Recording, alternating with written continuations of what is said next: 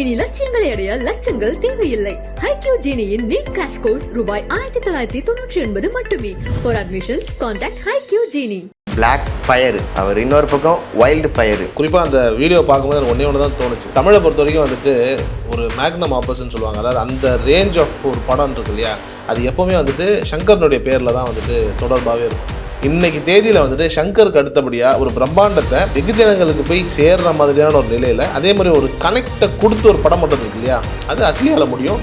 இன்னைக்கு தேதியில் அட்லியால் மட்டும்தான் அது முடியும். ஏன்னா அந்த ரேஞ்சில் இருக்கக்கூடிய பெரிய இயக்குநர்கள் யாருமே அந்த வேலையை ரொம்ப சரியாலாம் பண்ணுறதில்ல. இப்போ இன்னைக்கு அட்லி இருக்காரு, லோகேஷ் கனகராஜ், இப்படி நிறைய பேர் வராங்கன்னும் போது இந்த உலக அரங்கில் கொண்டுட்டு போய் நிப்பாட்டணுங்கிற அந்த ஒரு ஆசையை வந்துட்டு அட்லிக்கு அதிகமாக இருக்குது. வீடியோ பார்க்கும்போது விஜய் கிட்ட அவர்கிட்ட சொன்ன கதை அப்படின்னு சொல்கிறாங்க. அவர் அரசியலை போகிறதுனால இப்போ அந்த கதை வந்து அல்லு அர்ஜுன் கிட்ட போயிருக்கலாம் அப்படிங்கிற மாதிரி சொல்லிட்டு இருக்காங்க. முழுக்க முழுக்க வந்துட்டு ஒரு இந்தியாவுடைய சார்ந்த ஒரு படம். அந்த படத்தை வந்துட்டு உலக அரங்கில் கொண்டுட்டு போய் வைக்க போகிறாங்க. அதை ஒரு தமிழ் நிறுவனத்தில் பண்ணுறதுங்கிறது வந்துட்டு ஒரு மிகப்பெரிய ஒரு பெருமையான ஒரு விஷயமா தான் நான் பார்க்குறேன். அதே தான் எங்கள் அட்லிக்கும். அட்லி வந்துட்டு 6 படங்கிறது இங்கே ஒரு விஷயமே கிடையாது. இந்த 6 படத்துக்கு முன்னாடி அவர் இந்த 6 படத்தினுடைய வெரைட்டியில் அவர் என்ன பண்ணான்னு ஒன்று இருக்குல்ல. ராஜா ராணியில் ஆரம்பிக்கிறாருங்க, விட்டதெல்லாம் தொடங்குது, அடுத்தடுத்த லீக்கு கொண்டுட்டு போயிட்டா இருக்காரு. ராஜா ராணிக்கு அடுத்து தெரியுங்கிறது ஒரு மிகப்பெரிய உச்சம். அதுக்கப்புறம் மெர்சலுங்கிறது வந்துட்டு இன்றளவும் விஜய் வந்துட்டு கொண்டாடுற மாதிரியான ஒரு சன் பிக்சர்ஸ் மாதிரியான ஒரு நிறுவனம் வந்துட்டு ஒரு முதலீடு பண்ணுது அப்படின்னா அதனுடைய கணக்கு வழக்கு இருக்கு இல்லையா, அது வந்துட்டு டாப் நாச்சாக பர்ஃபெக்டாக இருக்கும். இந்த படம் வந்துட்டு சன் பிக்சர்ஸினுடைய ஒரு இன்வால்மெண்ட்டில், அவரோட தயாரிப்பில் அல்லு அர்ஜுன் ப்ளஸ் அட்லிக்கு இந்த காம்பினேஷன் இருக்கு இல்லையா, இது மிகப்பெரிய ஒரு உச்சத்தை கொண்டு போய் சேர்க்கும். இந்த படம் எடுக்கும் போதே ஆஸ்கரை நோக்கி தான் பயணிக்கும். அதில் எந்த விதமான டவுட்டும் கிடையாது.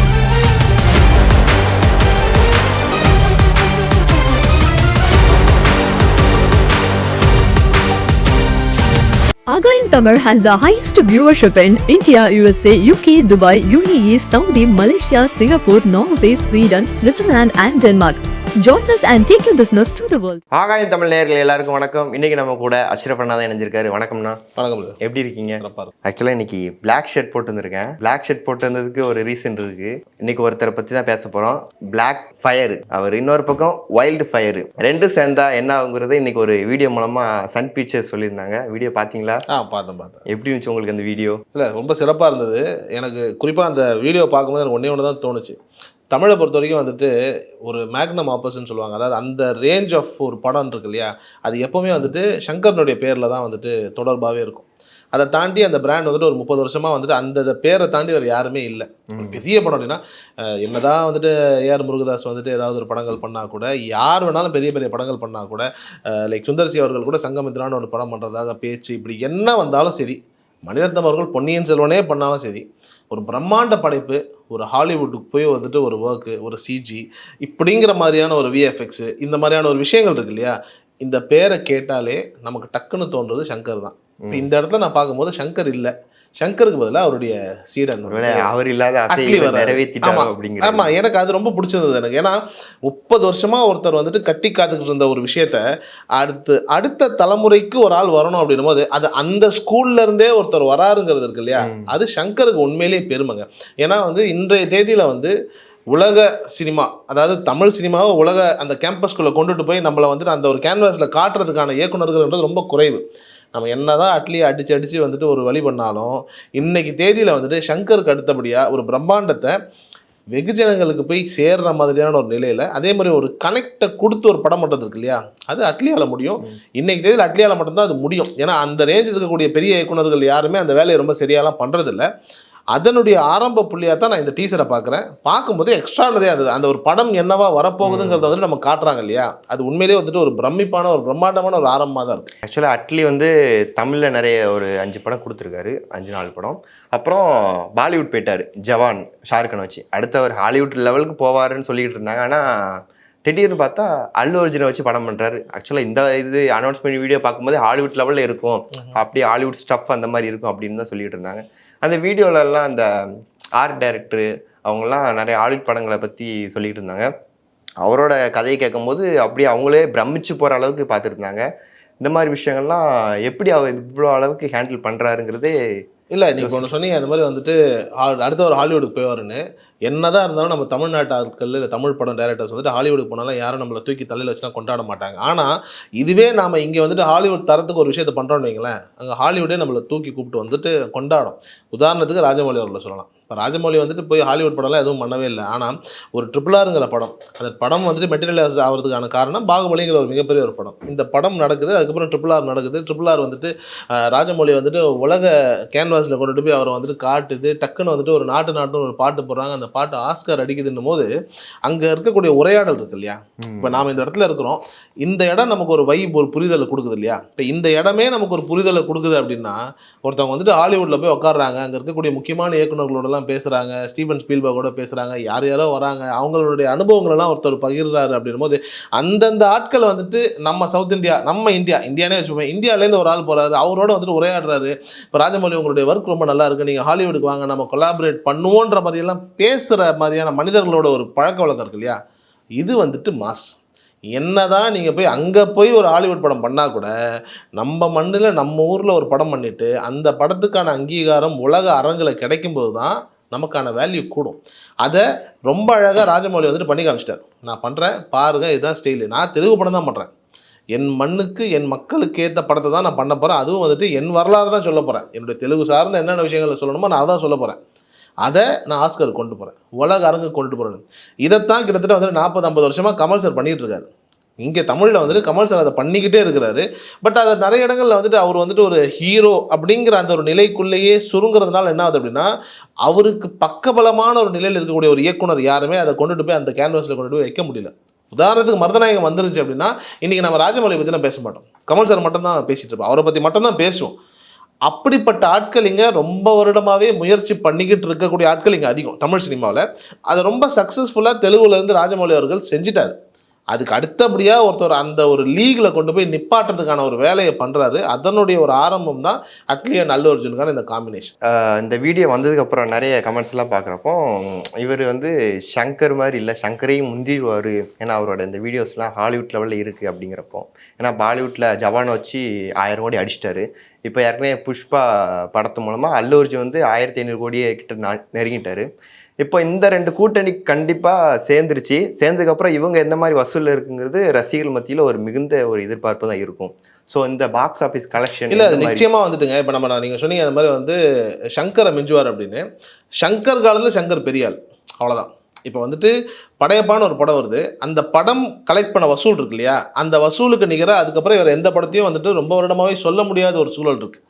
ஸோ அந்த காலகட்டத்தில் அதுதான் பெருசு. இன்றைக்கி நிறைய நேரங்களில் நம்ம என்ன பண்ணுறோம் அப்படின்னா பழசையும் பூசையும் கம்பேர் பண்ணுறோம், அது வேறு. அந்த டைமில் அதுதான் ஹீரோ, அதுதான் மாஸ். இப்போ சங்கருக்குன்னு ஒரு காலம் இருந்தது. இப்போ ஜீன்ஸ் மாதிரியான ஒரு படங்கள் கொடுத்தாரு, எந்திரன் மாதிரியான படங்கள் கொடுத்தாரு, சிவாஜியை கொடுத்தாரு, 2.0 கொடுத்தாருங்கிற ஒரு காலம் இருந்தது இல்லையா, அது காலம். அந்த காலத்தில் வந்துட்டு அவர் தான் ஸ்டார்.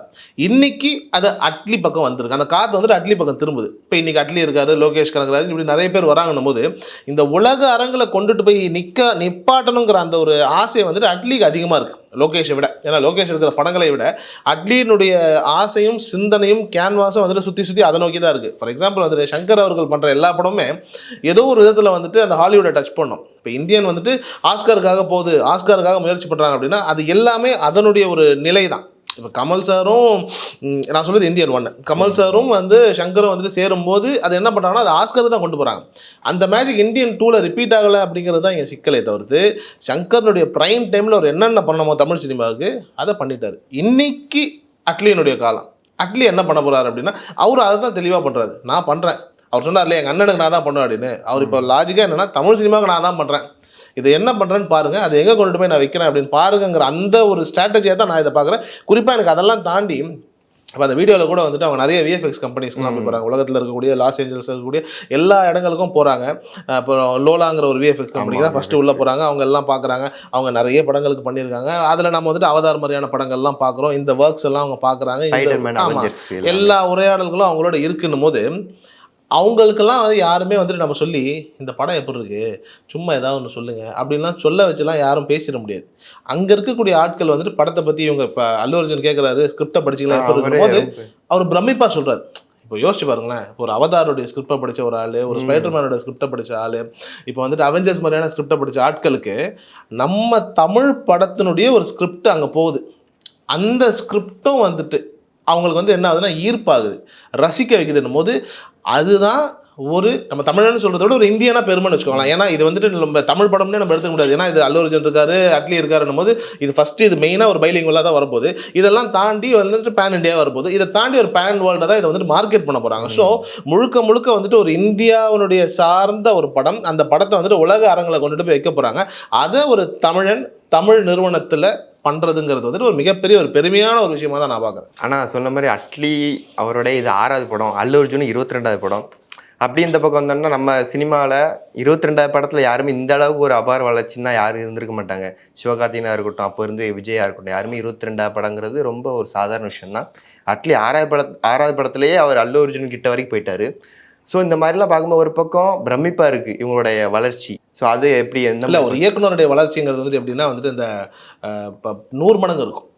இப்போ சங்கர் வந்து இது வரைக்கும் எடுத்த படங்கிறது ஒரு 10 11 என்னமோ தான் வரும்னு நினைக்கிறேன், அவ்வளோதான். ஆனால் இந்த காலகட்டத்தில் வந்துட்டு அவர் என்ன பண்ணார் அப்படின்னா அதுதான் மேஜிக். இப்போ இன்றைக்கி தேதியில் வந்துட்டு ஒரு வீடியோ கூட நம்ம அண்மையில் பார்ப்போம். ரஜினியை கமலும் நிற்பார், சங்கர் வருவார். அவங்க 2 பேரும் வலுக்கட்டாயமாக ஒரு இழுத்து நடுவில் நில்லுங்க அப்படின்னு சொல்லி நிப்பாட்டி ஒரு ஃபோட்டோ எடுக்கிற மாதிரியான ஒரு காட்சி இருக்கும். ஏன்னா 100 150 200 படங்கள் நடித்த ரஜினியாக இருந்தாலும் கமலாக இருந்தாலும் 10லேருந்து 15 படம் எடுத்த சங்கரை பார்க்கும்போது ஒரு பிரமிப்பு ஒரு வியப்பு இருக்கும். அது ஒரு இயக்குனருடைய பவர். அது அதே தான் எங்கள் அட்லிக்கும். அட்லி வந்துட்டு 6 படங்கிறது இங்கே ஒரு விஷயமே கிடையாது. இந்த 6 படத்துக்கு முன்னாடி அவர் இந்த 6 படத்தினுடைய வெரைட்டியில் அவர் என்ன பண்ணான்னு ஒன்று இருக்குல்ல. ராஜா ராணியில் ஆரம்பிக்கிறாருங்க, தொட்டதெல்லாம் தொடங்குது, அடுத்தடுத்த லீக்கு கொண்டுட்டு போயிட்டா இருக்கார். ராஜா ராணிக்கு அடுத்து தெரியுங்கிறது ஒரு மிகப்பெரிய உச்சம். அதுக்கப்புறம் மெர்சலுங்கிறது வந்துட்டு இன்றளவும் விஜய் வந்துட்டு கொண்டாடுற மாதிரியான ஒரு படம். அப்படி தொட்டதெல்லாம் ஹிட் ஆயிருது, அவ்வளோதான். அவர் வந்துட்டு வேற ஒரு இடத்த நோக்கி பயணிச்சுட்டு இருக்காரு. இது இயக்குனருடைய ஸ்டைல். அல்லு அர்ஜுன் 22 படம் நீங்க இல்லையா, தெலுங்கு ஸ்டார்ஸை பொறுத்த வரைக்கும் முதல் படத்துலேயே அவங்க மாஸ் ஹீரோவாக தான் வருவாங்க. இப்போ தமிழ் ஹீரோஸை பொறுத்த வரைக்கும் தான் ஒரு ஸ்ட்ரக்சர் இருக்கும். ஆரம்பத்தில் வந்துட்டு இந்த பக்கத்து வீட்டு பையன் மாதிரி வருவாங்க, ஒரு 4-5 படம் அப்படியே போகும். அப்புறம் 2-3 கிளாமர் படம் அதெல்லாம் ஏதாவது பண்ணுவாங்க. அதுக்கப்புறம் வந்துட்டு ஒரு ப்ராப்பர் ரொமான்டிக் படம் பண்ணுவாங்க. ஒரு 15-20 படம் 25 படத்தை தாண்டினதுக்கப்புறம் தான் ஆக்ஷன் ஹீரோவாக மாறணுன்ற அந்த ஒரு நிலையே வரும்.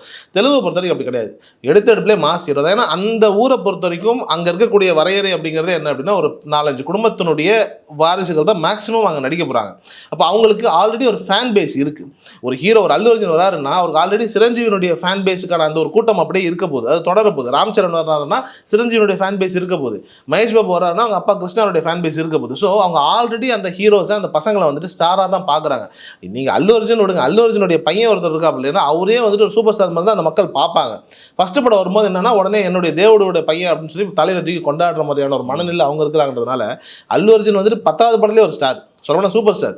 இந்த 12 படங்கிறது ஒரு எக்ஸ்ட்ரா தான். புஷ்பாங்கிறது வந்துட்டு அவர் வேற ஒரு இடத்துக்கு கொண்டுட்டு போய் வச்சு தவிர்த்து அதுக்கு முன்னாடியிலேருந்தே ஒரு மிகப்பெரிய உச்சத்தில் இருக்கக்கூடிய ஒரு நடிகர். சொல்லப்போனால் வந்துட்டு ஒரே நேரத்தில் வந்துட்டு ஆந்திராவில் அல்லு அர்ஜுனோட இப்போ ராம் சரணோட படங்கள்லாம் வரும்போது அல்லு அர்ஜுனுக்கான ஈர்ப்பும் கிரேஸும் ஜாஸ்தி, கொஞ்சம் பவரான ஆள். அப்போ அந்த மனுஷனுக்கு 22வது படத்தில் இந்த உச்சம்ங்கிறது வந்துட்டு என்னை பொறுத்த வரைக்கும் தெலுங்கு ஹீரோவுக்கு இது ரொம்ப சாதாரணமான ஈஸியான ஒரு விஷயம் தான். அதை ரொம்ப அழகாகவே அவர் வந்துட்டு கேட்டகரைஸ் பண்ணிட போகிறாரு. ஸோ இவங்க 2 பேருடைய காம்பினேஷனில் சன் பிக்சர்ஸினுடைய ஒரு தலையீடுன்னு ஒன்று இருக்குது. தலையீடுன்னா நான் இன்வால்மெண்ட்டை சொல்கிறேன், ரொம்ப நாகரிகமாக சொல்கிறேன். ஒரு நிறுவனம் வந்துட்டு உள்ளே வருது, சன் பிக்சர்ஸ் மாதிரியான ஒரு நிறுவனம் வந்துட்டு ஒரு முதலீடு பண்ணுது அப்படின்னா அதனுடைய கணக்கு வழக்கு இருக்கு இல்லையா, அது வந்துட்டு டாப் நாச்சாக பர்ஃபெக்டாக இருக்கும். இப்போ எந்திரன் மாதிரியான ஒரு படம், ஃபஸ்ட்டு எந்திரன் படத்தை வந்துட்டு வேற ஒரு நிறுவனம் வந்து தயாரிக்கிற மாதிரி இருக்கும்போது சில குளறுபடிகள் குழப்பம் இல்லை பட்ஜெட் இஷ்யூஸ் இப்படிலாம் இருக்கும்போது சன் பிக்சர்ஸ் தான் டேக் ஓவர் பண்ணுறாங்க. இது ஒரு ஆம்பிஷியஸான ஒரு படம், நாங்கள் வந்துட்டு போடுறோம். ஃபஸ்ட்டு சன் பிக்சர்ஸ்க்கு போகல. ஸோ அப்படி உள்ள வந்து அந்த படத்தை வேற ஏதோ ஒரு லெவலுக்கு ஒரு உலக அரங்கு கொண்டு போய் உட்கார வச்சாங்க இல்லையா. அப்படி இருக்கும்போது இப்போ இந்த படம் இருக்குது அப்படின்னும் போது இந்த படத்தை இவங்களுடைய சொந்த படம், இவங்களுக்குன்னு முதல்ல வந்த படம் அப்படின்னும் போது இவங்க இதை எப்படி கொண்டுட்டு போவாங்க. இது வரைக்கும் சன் பிக்சர்ஸ் எடுத்த எந்த படமும் டொக்கு படம் நீங்கள் டக்குன்னு சொல்லிடவே முடியாது. இந்த படம் என்னங்க நல்லாவே இருக்கு, 1-2 படங்களை தவிர, அதுவும் வேறு சில காரணங்களுக்காக இருக்கலாமே தவிர்த்து ஒரு பர்ஃபெக்டாக சன் பிக்சர்ஸ் இன்வால்வ் ஆகி ஒரு படம் பண்ணுறாங்கன்னா அதில் மேக்ஸிமம் வந்துட்டு எந்த விதமான குளறுபடியும் இருக்காது. ஸோ அப்படி இருக்கும்போது இந்த படம் வந்துட்டு சன் பிக்சர்ஸினுடைய ஒரு இன்வால்மெண்ட்டில் அவரோட தயாரிப்பில் அல்லு அர்ஜுன் ப்ளஸ் அட்லி இந்த காம்பினேஷன் இருக்கு இல்லையா, இது மிகப்பெரிய ஒரு உச்சத்தை கொண்டு போய் சேர்க்கும். எனக்கு என்னென்னா சன் பிக்சர்ஸ் வந்து இவ்வளோ தமிழ் படம் எடுத்திருக்காங்க, ஆனால் இப்போ ஃபஸ்ட் டைமும் ஒரு தெலுங்கு படத்தை வந்து ப்ரொடியூஸ் பண்ணுறது இப்போ தான் ஆச்சரியமாக இருக்குது. இல்லை ஆனால் இது தமிழ் படம் தான்.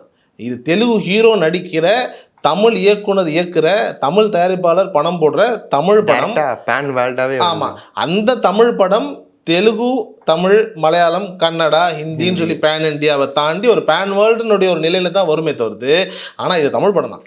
அப்படியே இந்த புஷ்பா மாதிரி பேன் வேர்ல்டுக்கு அவ்வளோதான். இது வந்துட்டு பேன் வேர்ல்டு கொண்டு போவாங்க. ஆனால் நம்ம புஷ்பான்னு சொல்கிறோம். புஷ்பாங்கிறது வந்துட்டு இந்தியா லெவலில் தான் கனெக்ட் ஆகும். ஏன்னா அந்த கான்செப்டாக இருக்கட்டும், அந்த ஒரு நிலைகள் இருக்கு இல்லையா, அது மேக்ஸிமம் வந்துட்டு நம்மளுடைய ரீஜனல் லெவல் ஒரு இந்தியா லெவலில் கனெக்ட் ஆகும். இப்போ அட்லி தொடராரு அப்படின்னா அது மேக்ஸிமம் வந்துட்டு ஒரு ஹாலிவுட் ரேஞ்சுக்கு அந்த ஒரு இடத்துக்கு போய் போகும். மேக்ஸிமம் அது என்னவா இருக்கும் அப்படின்னா, இந்த பேரலல் யூனிவர்ஸ்னா நம்ம ஒரு விஷயம் பேசுகிறோம். அதாவது இப்போ நாம் இந்த உலகத்தில் இருக்கோம், இந்த உலகத்தில் அல்லாத இன்னொரு உலகமும் இயங்கிட்டு இருக்கு. அங்கே ஒரு விஷயம் இருக்கும். அங்கே வந்துட்டு நமக்கு இந்த இயற்கைக்கு நமக்கு இந்த லா ஆஃப் கிராவிட்டி, இந்த நேச்சுரல் லாஸ்லாம் நமக்கு சிலது இருக்குல்ல, அது எல்லாம் இல்லாத ஒரு மேஜிக்கல் வேர்ல்டாக இருக்கும். அந்த வேர்ல்டுக்குள்ளே ஒரு நாயகன் உள்ளே போனால் என்ன ஆகும், இல்லை அங்கே இருக்கிற ஒரு ஆள் இங்கே வந்தால் இந்த நாயகனோட சந்திச்சா என்னவா இருக்குங்கிற ஒரு ஐடியாவை தான் அட்லி தொடுவார். அதில் எந்த விதமான டவுட்டும் கிடையாது. ஃபார் எக்ஸாம்பிள் வந்துட்டு இப்போ ரோபோங்கிறது வந்துட்டு ஒரு மிஷின் உள்ள வந்துட்டா, இப்போ அதுக்கு முன்னாடி நம்ம வந்துட்டு சிவகார்த்திகனோட ஒரு படம் ஒன்று வந்துச்சு, ஒரு ஏலியன் கான்செப்டில் வந்துட்டு அயலான் ஒன்று வந்தது இல்லையா, அப்புறம் வேற்றுக்கிரக வாசி வந்துட்டு உள்ளே வராரு, அது என்னவா ஆகுதுங்கிற ஒரு கான்செப்ட் இருக்கு இல்லையா. அப்படியே கற்பனை பண்ணி பார்த்துக்கோங்களேன், அல்லு அர்ஜுன் மாதிரியான ஒரு மனிதர் வந்துட்டு ஒரு வேற ஒரு உலகத்துக்கு போகிறாரு, ஒரு மல்டி லைக் வேர்ஸ் மாதிரியான ஒரு கனெக்ட், ஒரு அந்த மாதிரியான ஒரு விஷயங்கள் இருக்கு இல்லையா.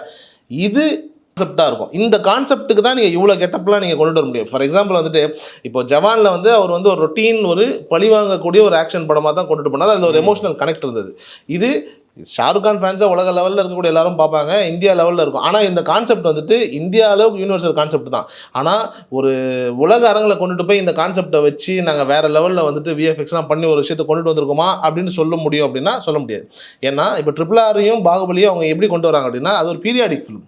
நீங்கள் அதில் வந்துட்டு நீங்கள் மல்டிவர்ஸோ இல்லை வந்துட்டு பேரலல் யூனிவர்ஸ்லாம் கொண்டுட்டு வர முடியாது. ஆனால் இது வந்துட்டு ஒரு ஸ்கைஃபை அப்படிங்கிற அந்த ஒரு கான்செப்டில் ஆல்மோஸ்ட் நம்மளுக்கு அந்த ஒரு வேலை தான் நம்மளை இதை காட்டுறாங்க. அப்படின்னும் போது ஆல்மோஸ்ட் எப்படி இருக்கும் அப்படின்னா, மேக்ஸிமம் வேறு ஒரு லீகில் இருக்கக்கூடிய லைக் ஃபார் எக்ஸாம்பிள் வந்துட்டு இந்த ஹாலிவுட் படங்களில் நாம் சில விஷயங்கள்லாம் பார்க்கலாம், சில கற்பனை கதாபாத்திரம் இருக்குல்ல, ஒரு ஸ்பைடர் மேனோ இல்லை ஒரு சூப்பர் ஹீரோ மாதிரியான ஒரு மூவிஸ், ஒரு அயன் மேனு இப்படிங்கிற மாதிரியான ஒரு கேட்டகரியில் இருக்கக்கூடிய ஒரு இடத்துல தான் இந்த நாயகன் போய் ஒரு விஷயத்தை பண்ணுற மாதிரியான ஒரு ஒரு ஒரு வேலை இருக்கும். அது மேக்ஸிமம் எக்ஸ்ட்ரா நிறையா தான் இருக்கும். ஏன்னா அதில் அட்லி இருக்கிறதுனால, அல்லு அர்ஜுன் இருக்காருன்றதுல வந்து எந்த ஒரு டவுட்டும் கிடையாது. ஆனால் என்னதான் இருந்தாலும் ஒரு படத்தினுடைய மிகப்பெரிய பலம் வெற்றி இயக்குனரை தான் சாரும். அட்லி இது வரைக்கும் என்னென்ன மேஜிக் பண்ணியிருக்கான்றது நமக்கு ஆல்ரெடி நல்லாவே தெரியும். பிகாஸ் இந்த டேக்லைனே அதே தானே, magic. Atlee is a magician, அதில் எந்த விதமான டவுட்டும் கிடையாது. அந்த மேஜிக் வந்துட்டு உலக அரங்கில் என்னவா போய் மேஜிக்கல் மூமெண்ட்ஸ் கிரியேட் பண்ண போகுது அப்படிங்கிறத தான் பார்க்கணும். எனக்கு தெரிஞ்சு இந்த படம் எடுக்கும்போதே ஆஸ்கரை நோக்கி தான் பயணிக்கும். அதில் எந்த விதமான டவுட்டும் கிடையாது. ஒரு ஆஸ்கர் வாங்கணும், அது எந்த டிபார்ட்மெண்ட் வேணா இருக்கும். டெக்னாலஜிலாம் பார்க்கும்போது அந்த மாதிரி என்ன டிபார்ட்மெண்ட் வேணா இருக்கலாம், இப்போ டெக்னிக்கலாக இருக்கலாம், அது ஏதாவது ஒரு இந்த படம் ஆஸ்கருக்கு போகணும், சன் பிக்சர்ஸ் ஆஸ்கரை தூக்கணும் அப்படிங்கிறது தான் கலாநிதி மாறனுடைய ஒரே எண்ணமாக இருக்கும். அதில் எந்த டவுட்டும் கிடையாது. ஏன்னா கமல் ஆசைப்பட்டார், தமிழ் சினிமாவில் இருக்கிற எல்லாம் ஆசைப்பட்டார். ஆனால் அதை நான் பண்ணுறேங்கிற அதுதான் அவருடைய எண்ணமாக இருக்கும். அதுக்கு அட்லியை வச்சு பண்ண ஒரு அழகான கேம் தான் இந்த படம். நீங்கள் சொல்கிற மாதிரி அது மாதிரி கூட இருக்கலாம். ஏன்னா சன் பிக்சர்ஸ் எடுத்தது அந்த ஆஸ்கர் நோக்கி இருக்கு. ஆமாம்மா, இது ஆஸ்கரை நோக்கிய பயணம் தான். ஏன்னா சும்மா வந்துட்டு ஒரு நிறுவனம் வந்துட்டு பணம், அதுவும் சன் பிக்சர்ஸ் மாதிரியான ஒரு நிறுவனம் வந்துட்டு சும்மாலாம் வந்துட்டு பணத்தை இப்படி போட வாய்ப்பே கிடையாது. இது ஆஸ்கரை நோக்கிய ஒரு பயணம் தான். வீடியோவை பார்க்கும்போது நிறைய பேர் சொல்கிறது என்னென்னா, இது வந்து ஃபஸ்ட்டு கதை தளபதி விஜய் கிட்ட அவர்கிட்ட சொன்ன கதை அப்படின்னு சொல்கிறாங்க. அவர் அரசியலை போகிறதுனால இப்போ அந்த கதை வந்து அல்லு அர்ஜுன் கிட்ட போயிருக்கலாம் அப்படிங்கிற மாதிரி சொல்லிகிட்டு இருக்காங்க. ஏன்னா அதை நம்பி ஃபேன்ஸுமே ட்விட்டர் பேஜில் சொல்லிகிட்டு இருக்காங்க, இந்த மாதிரி நேரத்தில் அரசியலுக்கு போயிட்டேனா அப்படி இப்படின்னு புலம்பிகிட்டு இருக்காங்க. இல்லை அப்படி பார்த்தா இன்னும் 5 வருஷம் கழிச்சு இதை விட பிரம்மாண்டமாக ஒரு படம் வரும். அப்போ அரசியலில் இருப்பார் விஜய், அதை விட்டு திருப்பி அந்த படம் நடிக்க முடியாது இல்லையா. அது வந்துட்டு இயற்கையாக இருக்கக்கூடிய ஃபேன்ஸினுடைய ஒரு மனக்குமுறல் தான் வைங்களேன்.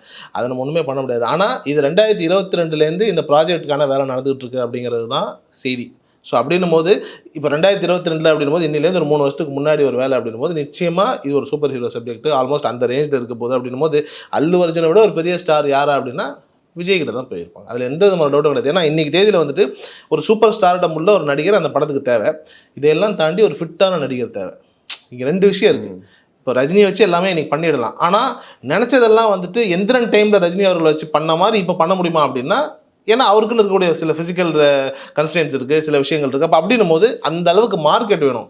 அந்த மார்க்கெட்டு ப்ளஸ் அந்த ஒரு ஹார்ட் ஒர்க், அந்த ஃபிசிக்கல் ஃபிட்னஸ் இருக்குது அப்படின்னா இன்றைக்கி தமிழ் சினிமாவில் வந்து விஜய் ஒரு ஆளுக்கு தான் இருக்குது.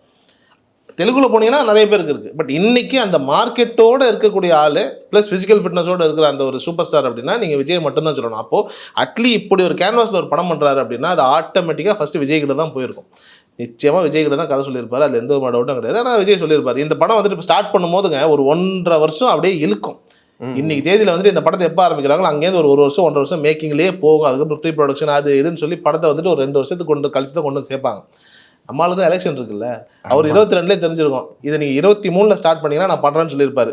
கடைசி படம் வேணா பண்ணலாம். வினோத்துக்கு முன்னாடியே இந்த அட்லி டைரக்டர் பேர்ல அடிபட்டுச்சு. ஆமா அடிபட்டுச்சு. அப்படி ஏன்னா இப்ப ஏன் இந்த படத்தை வினோத் படத்தை பண்றாங்க அப்படின்னாங்க, இதெல்லாம் ஒரு 60-70 நாள்ல முடிக்கக்கூடிய ஒரு சின்ன படம். கரெக்டா டக்குன்னு நம்ம மாசா என்ன பண்ணுமோ அதை முடிச்சிடலாம். பட் அட்லி படம் அப்படின்னும் போது வந்துட்டு அப்படி ஈஸியாலாம் முடிச்சிட முடியாது. குறிப்பா இந்த படத்துக்கு டைம் எடுக்கும்.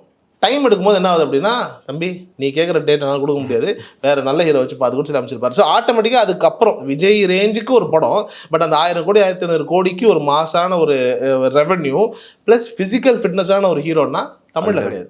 ஆட்டோமேட்டிக்காக தமிழில் கிடையாது. நீங்கள் மலையாளத்தில் அப்படி நீங்கள் போய் தேட முடியாது. ஹிந்திக்கு போகணும் ஆர் தெலுங்குக்கு போகணும்.